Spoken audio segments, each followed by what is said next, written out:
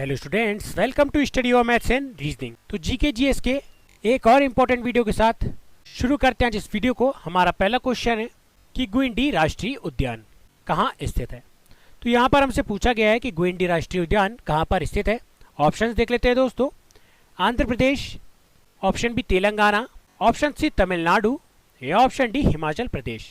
इसका correct answer क्या हो जाएगा? इसका करेक्ट आंसर हो जाएगा ऑप्शन सी तमिलनाडु। तो जो गुइंडी राष्ट्रीय उद्यान है यह तमिलनाडु में स्थित है। अब दोस्तों यहाँ पर अगर तमिलनाडु के विषय में बात करें तो तमिलनाडु में कुल मिलाकर 5 राष्ट्रीय उद्यान है, जिसमें से एक राष्ट्रीय उद्यान हो गया गुइंडी राष्ट्रीय उद्यान। अब आइए अन्य 4 के विषय में भी हम बात कर लेते हैं। तो यहाँ पर ये रहा दोस्तों गुइंडी नेशनल पार्क। अब अन्य 4 भी हम देखें तो यहाँ पर पहला राष्ट्रीय उद्यान हो जाएगा इंदिरा गांधी नेशनल पार्क, दूसरा नेशनल पार्क यहाँ पर हो जाएगा मुदुमलाई नेशनल पार्क, तीसरा नेशनल पार्क यहाँ पर हो जाएगा मुकुर्ती नेशनल पार्क, और चौथा यहाँ पर अगर नेशनल पार्क बात करें तो वह हो जाएगा मन्नार की खाड़ी मरीन नेशनल पार्क। तो इस प्रकार कुल मिलाकर तमिलनाडु में 5 नेशनल पार्क है गुइंडी नेशनल पार्क को मिलाकर। तो दोस्तों ये 5 नेशनल पार्क परीक्षा की दृष्टि से बहुत इंपॉर्टेंट है तमिलनाडु राज्य के, तो ये आपको ध्यान में रखना है। चलिए बढ़ते हैं हमारे नेक्स्ट क्वेश्चन की तरफ। हमारा नेक्स्ट क्वेश्चन यहाँ पर है कि निम्न में से कौन सा राज्य त्योहार युग्म सही नहीं है। तो यहाँ पर हमें दोस्तों कुछ राज्य दिए हैं और उनके त्यौहार दिए हैं, तो कौन से युग्म सही नहीं है यह हमें बताना है। ऑप्शंस देख लेते हैं। Option A Gudi Padwa Maharashtra, option B Durga Puja Paschim Bengal, option C Chhath Puja Bihar और ऑप्शन डी वैसाखी उत्तर प्रदेश। तो इसमें से जो करेक्ट नहीं है दोस्तों हमें बताना है। तो ऑप्शन ए से चेक कर लेते हैं हम। ऑप्शन ए गुड़ी पाड़वा, और यहाँ पर दिया है राज्य महाराष्ट्र कि गुड़ी पाड़वा महाराष्ट्र राज्य में मनाया जाता है, तो ये तो हमें सही लग रहा है, इसलिए हमारा आंसर नहीं हो सकता। अब दूसरा अगर हम देखें तो दुर्गा पूजा हमें यहाँ पर दिया है और दुर्गा पूजा पश्चिम बंगाल में होती है, तो ये भी करेक्ट है। इसी के साथ जो छठ पूजा होती है, छठ पूजा बिहार का एक इम्पोर्टेंट फेस्टिवल है, तो ये भी हमारा आंसर नहीं हो सकता। अब दोस्तों यहाँ पर दिया है बैसाखी, और बैसाखी के साथ यहाँ पर दिया है उत्तर प्रदेश। तो दोस्तों यही हमारा करेक्ट आंसर हो जाए, क्योंकि बैसाखी उत्तर प्रदेश में नहीं मनाई जाती। बैसाखी कहाँ पर मनाई जाती है दोस्तों? बैसाखी मनाई जाती है पंजाब में, और इसी के साथ यह हरियाणा में मनाई जाती है। तो जो बैसाखी है वह पंजाब और हरियाणा का एक इंपॉर्टेंट फेस्टिवल है, ना कि उत्तर प्रदेश का। तो हमारा करेक्ट आंसर हो जाएगा ऑप्शन डी। ये है दोस्तों बैसाखी कुछ इमेज। बढ़ते हैं हमारे नेक्स्ट क्वेश्चन की तरफ। हमारा नेक्स्ट क्वेश्चन है कि जबलपुर निम्न में से किस नदी के तट पर स्थित है। तो जबलपुर किस नदी के तट पर स्थित है, इसके ऑप्शंस देख लेते हैं। Option A Godavari, option B Ganga, option C Chambal या ऑप्शन डी नर्मदा। तो इसका करेक्ट आंसर क्या हो जाएगा? इसका करेक्ट आंसर हो जाएगा ऑप्शन डी नर्मदा। तो दोस्तों जो जबलपुर है यह मध्य प्रदेश में स्थित है, और मध्य प्रदेश में किस नदी के किनारे स्थित है? तो यह नर्मदा नदी के किनारे स्थित है। और अगर हम नर्मदा नदी की कुल लंबाई की अगर बात करें दोस्तों, इसकी कुल लंबाई है 1312 किलोमीटर, मध्य प्रदेश और गुजरात को मिलाकर यह टोटल 1312 किलोमीटर बहती है। तो अगर हमसे पूछा जाए कि यह मध्य प्रदेश में इसकी लंबाई कितनी है, तो मध्य प्रदेश में इसकी कुल लंबाई की अगर बात करें तो यह है 1025। तो ये 2 इंपॉर्टेंट पॉइंट आपको ध्यान में रखना है नर्मदा नदी के बारे में। ये रहा दोस्तों अमरकंटक का व्यू, जहाँ से नर्मदा नदी का उद्गम होता है। अब अगर नर्मदा नदी के उद्गम के विषय में बात करें तो नर्मदा नदी मध्य प्रदेश जो राज्य है उसमें अनूपपुर जिले के अमरकंटक से निकलती है। अनूपपुर मध्य प्रदेश का एक इंपॉर्टेंट जिला है दोस्तों, जहाँ की तहसील है अमरकंटक, वहाँ से नर्मदा नदी का उद्गम होता है। और अगर इसके समागम की बात करें कि यह किस स्थान पर जाकर मिल जाती है, तो यह खंबात की खाड़ी में जाकर मिल जाती है गुजरात में। तो ये इंपॉर्टेंट पॉइंट आपको ध्यान में रखना है नर्मदा नदी के बारे में। चलिए बढ़ते हैं हमारे नेक्स्ट क्वेश्चन की तरफ। हमारा नेक्स्ट क्वेश्चन है कि वर्ली चित्रकला किस राज्य की लोक चित्रकला है। तो वर्ली चित्रकला के बारे में हमसे पूछा गया है कि किस राज्य की यह लोक चित्रकला है। ऑप्शंस देख लेते हैं। Option A Manipur, option B Maharashtra, option C Mizoram या ऑप्शन डी कर्नाटक। तो इसका करेक्ट आंसर क्या हो जाएगा? इसका करेक्ट आंसर हो जाएगा ऑप्शन बी महाराष्ट्र। तो जो वर्ली चित्रकला है दोस्तों यह महाराष्ट्र राज्य की लोक चित्रकला है, जो महाराष्ट्र में काफी प्रचलित है। ये रही दोस्तों वर्ली चित्रकला, जिसे वर्ली आर्ट के नाम से भी जाना जाता है। अब बात आई है दोस्तों महाराष्ट्र की। तो हमारे पिछली वीडियो में हमने आपको बताया था कि महाराष्ट्र में 2 इंपॉर्टेंट दर्रे हैं। अब वह दर्रे कौन कौन से हैं दोस्तों? तो यहाँ पर पहला प्रमुख दर्रा है थालघाट दर्रा, और दूसरा इंपॉर्टेंट दर्रा है यहाँ पर भोरघाट दर्रा। तो इस प्रकार महाराष्ट्र में कुल 2 प्रमुख दर्रे हैं, थालघाट दर्रा और भोरघाट दर्रा, जिसको याद करने की ट्रिक हमने बताई है दोस्तों हमारे पुराने वीडियो में, तो आप उस वीडियो को जाकर चेकआउट कर सकते हैं। चलिए बढ़ते हैं हमारे नेक्स्ट क्वेश्चन की तरफ। हमारा नेक्स्ट क्वेश्चन है कि भारत की कौन सी नदी बंगाल की खाड़ी में जाकर गिरती है। तो ऐसी कौन सी नदी है दोस्तों इन चारों में से जो बंगाल की खाड़ी में जाकर गिरती है, हमें ये ऑप्शन देखकर बताना है। ऑप्शन देख लेते हैं। Option A Narmada, option B Godavari, option C Mahi या ऑप्शन डी तापी। तो इसका करेक्ट आंसर क्या हो जाएगा? इसका करेक्ट आंसर हो जाएगा ऑप्शन बी गोदावरी। तो जो गोदावरी नदी है दोस्तों वह बंगाल की खाड़ी में जाकर गिरती है, जबकि नर्मदा कहाँ पर गिरती है दोस्तों? हमारे पिछले क्वेश्चन में हमने देखा था कि नर्मदा गिरती है खंबात की खाड़ी में। अब दोस्तों अगर तापी की बात करें तो तापी भी खंबात की खाड़ी में गिरती है, परंतु जो गोदावरी है वो बंगाल की खाड़ी में गिरती है। अब बात आई है गोदावरी की दोस्तों, तो गोदावरी की अगर कुल लंबाई की बात करें तो इसकी कुल लंबाई है 1465 किलोमीटर, अर्थात 1465 किलोमीटर। ये रही दोस्तों गोदावरी नदी। अब गोदावरी नदी की बात आई है तो गोदावरी नदी का उद्गम देख लेते हैं हम। तो गोदावरी नदी का उद्गम कहाँ से होता है दोस्तों? इसका उद्गम होता है महाराष्ट्र के नासिक से।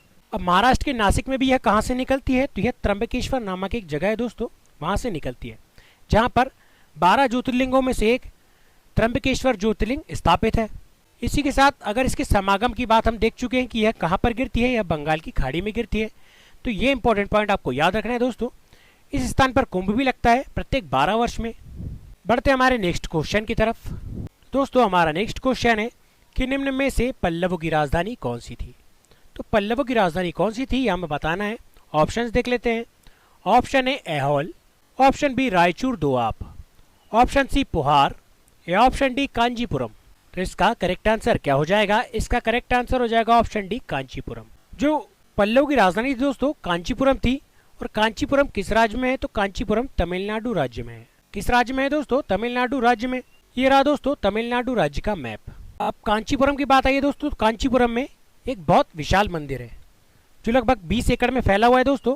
कौन सा मंदिर है? एकम्बरनाथ मंदिर, जो भगवान शिव को समर्पित है। तो ये इंपॉर्टेंट पॉइंट आपको ध्यान में रखना है। जो कि कांचीपुरम क्या है दोस्तों? पल्लवों की राजधानी है, पल्लव राजवंश से संबंधित है, और इस मंदिर का निर्माण भी पल्लव राजवंश के द्वारा ही करवाया गया था। चलिए बढ़ते हैं हमारे नेक्स्ट क्वेश्चन की तरफ। हमारा नेक्स्ट क्वेश्चन है कि MS वर्ड 365 में किसी फाइल को सेव करने के लिए किस शॉर्टकट की का प्रयोग किया जाता है? तो सेव करने की शॉर्टकट की हमसे यहाँ पर पूछी गई है। ऑप्शंस देख लेते हैं। Option A alter F, option B alter S, option C control S या ऑप्शन डी कंट्रोल F। तो इसका करेक्ट आंसर क्या हो जाएगा? इसका करेक्ट आंसर हो जाएगा ऑप्शन सी कंट्रोल S। दोस्तों MS वर्ड 365 में किसी फाइल को सेव करने के लिए जो शॉर्टकट की है वह है कंट्रोल S, जिसके माध्यम से किसी फाइल या फोल्डर को सेव किया जा सकता है। अब यहाँ पर कंट्रोल S की बात तो हो गई दोस्तों फाइल को सेव करने के लिए। कुछ अन्य शॉर्टकट कीज भी हम यहाँ पर देख लेते हैं। तो हमारी पहली शॉर्टकट की है कॉपी की। किसी फाइल को कॉपी करने के लिए कंट्रोल C का प्रयोग किया जाता है। इसी प्रकार जो कंटेंट आपने कॉपी किया है उसको पेस्ट करने के लिए क्या की प्रयोग की जाती है दोस्तों? कंट्रोल V का प्रयोग किया जाता है। थर्ड की है दोस्तों हमारी कट की। तो किसी कंटेंट को एक स्थान से हटाकर दूसरे स्थान पर ले जाने के लिए कट किया जाता है। कट की शॉर्टकट की होती है कंट्रोल X। अगली शॉर्टकट की है हमारी प्रिंट की। जब हम किसी डॉक्यूमेंट को प्रिंट करते हैं तो उसके लिए शॉर्टकट की का प्रयोग करते हैं, और वह शॉर्टकट की है कंट्रोल P। इसी प्रकार यदि हमें किसी फाइल को सेव एज करना है तो उसके लिए हम शॉर्टकट की का प्रयोग करते हैं F12 का, अर्थात F12 आप की दबाकर सेव एज किसी भी डॉक्यूमेंट को कर सकते हैं। हमारा नेक्स्ट क्वेश्चन है कि निम्न में से कौन सा रोग मच्छर के काटने से नहीं होता है? तो यहाँ पर 4 रोग दिए हैं दोस्तों हमें, जिसमें से हमें बताना है कि मच्छर के काटने से कौन सा रोग नहीं होता है। ऑप्शंस देख लेते हैं। Option A hepatitis, option B malaria, option C फील पाव या ऑप्शन डी डेंगू। तो इसका करेक्ट आंसर क्या हो जाएगा? इसका करेक्ट आंसर हो जाएगा ऑप्शन ए हेपेटाइटिस। तो दोस्तों जो हेपेटाइटिस रोग होता है वह मच्छर के काटने से नहीं होता, जबकि अन्य 3 जो रोग होते हैं मलेरिया, फील पाव और डेंगू, यह मच्छर के काटने से होते हैं। तो आइए देख लेते हैं कि मलेरिया किस मच्छर के काटने से होता है। तो मलेरिया मादा एनाफिलिस जो मच्छर होता है उसके काटने से मलेरिया रोग होता है। इसी प्रकार फील पाव की अगर बात करें तो फील पाव क्यूलेकस नामक मच्छर होता है, उसके काटने से फील पाव, जिसे हाथी पाव भी कहा जाता है, वह बीमारी हो जाती है। अब डेंगू की अगर बात करें तो डेंगू होता है एडीज मच्छर के काटने से, जिसमें हड्डियों में भयंकर दर्द होता है दोस्तों। तो हमारा करेक्ट आंसर क्या हो जाएगा? हमारा करेक्ट आंसर हो जाएगा हेपेटाइटिस। अब हेपेटाइटिस में क्या होता है दोस्तों कि इस पे सबसे ज्यादा असर हमारे यकृत पे पड़ता है, अर्थात लीवर पे पड़ता है। अब अगर बात करें यकृत की तो यकृत 500 से अधिक गुप्त कार्य करता है। यह क्वेश्चन कई बार परीक्षा में पूछा गया है दोस्तों कि 500 से अधिक गुप्त कार्य हमारे शरीर का कौन सा भाग कर सकता है या कौन सा अंग कर सकता है, तो उसका करेक्ट आंसर होता है यकृत। बढ़ते हैं हमारे नेक्स्ट क्वेश्चन की तरफ। हमारा नेक्स्ट क्वेश्चन है कि धुसका किस राज्य का लोकप्रिय खाद्य पदार्थ है। ऑप्शंस देख लेते हैं। Option A Jharkhand, option B Kerala, option C Andhra Pradesh या ऑप्शन डी पंजाब। तो इसका करेक्ट आंसर क्या हो जाएगा? इसका करेक्ट आंसर हो जाएगा ऑप्शन ए झारखंड। तो जो धुसका जो लोकप्रिय खाद्य पदार्थ है दोस्तों, वह झारखंड राज्य का एक प्रमुख खाद्य पदार्थ है। ये रहा दोस्तों धुसका खाद्य पदार्थ। अब झारखंड के विषय में अगर बात करें दोस्तों, तो झारखंड राज्य की स्थापना कब हुई थी? झारखंड राज्य की स्थापना हुई थी सन 15 नवंबर 2000 को। यह भारत के 28वें राज्य के रूप में अस्तित्व में आया था। और यह किस राज्य से अलग हुआ था दोस्तों? तो यह बिहार से अलग होकर एक नया राज्य बनाया गया था 15 नवंबर 2000 को। हमारा नेक्स्ट क्वेश्चन है कि भारतीय संविधान का अनुच्छेद 2 डैश से संबंधित है। तो अनुच्छेद 2 के बारे में हमसे पूछा गया है कि यह क्या किससे संबंधित है दोस्तों। ऑप्शंस देख लेते हैं। ऑप्शन ए वर्तमान राज्यों के नामों में परिवर्तन, ऑप्शन बी नए राज्यों के प्रवेश एवं उसकी स्थापना, ऑप्शन सी वर्तमान राज्यों के क्षेत्रों में परिवर्तन या ऑप्शन डी संघ का नाम एवं उसके राज्य क्षेत्र। तो इसका करेक्ट आंसर क्या हो जाएगा? इसका करेक्ट आंसर हो जाएगा ऑप्शन बी नए राज्यों का प्रवेश एवं उसकी स्थापना। तो जो भारतीय संविधान का अनुच्छेद 2 है दोस्तों, उसमें यह कहा गया है कि नए राज्यों का प्रवेश एवं उसकी स्थापना के बारे में अनुच्छेद 2 में हमें बतलाया गया है। अब अनुच्छेद 2 में तो यह बतलाया गया है दोस्तों। अब अनुच्छेद 1 में क्या बतलाया गया है? अनुच्छेद 1 में बतलाया गया है कि संघ का नाम क्या होगा और उसके राज्य क्षेत्र क्या क्या होंगे। यह रहा दोस्तों हमारे भारत का संविधान की एक छाया प्रति। तो हमारा करेक्ट आंसर क्या हो जाएगा? नए राज्यों का प्रवेश एवं उसकी स्थापना अनुच्छेद 2 है। तो दोस्तों जब हमारा संविधान बनाया गया था, उस समय इस संविधान में 395 अनुच्छेद, 22 भाग और 8 अनुसूचियां थी। परंतु यदि वर्तमान परिप्रेक्ष्य की अगर बात करें, तो वर्तमान में कुल 470 अनुच्छेद हमारे भारतीय संविधान में हो चुके हैं। इसी के साथ 25 भाग हो गए हैं और 12 अनुसूचियां अब तक हो चुकी हैं। तो ये दोनों इंपॉर्टेंट पॉइंट परीक्षा की दृष्टि से बहुत ही महत्वपूर्ण है दोस्तों, जो आपको ध्यान में रखना है। तो आज के वीडियो में बस इतना ही। अगर आपको हमारा वीडियो अच्छा लगा है तो हमारे वीडियो को लाइक कीजिए, चैनल को सब्सक्राइब कीजिए और अपने दोस्तों के साथ शेयर जरूर कीजिए। और अगर हमारे वीडियो रिलेटेड आपको कोई समस्या है तो कमेंट बॉक्स में कमेंट जरूर कीजिए। वीडियो देखने के लिए धन्यवाद।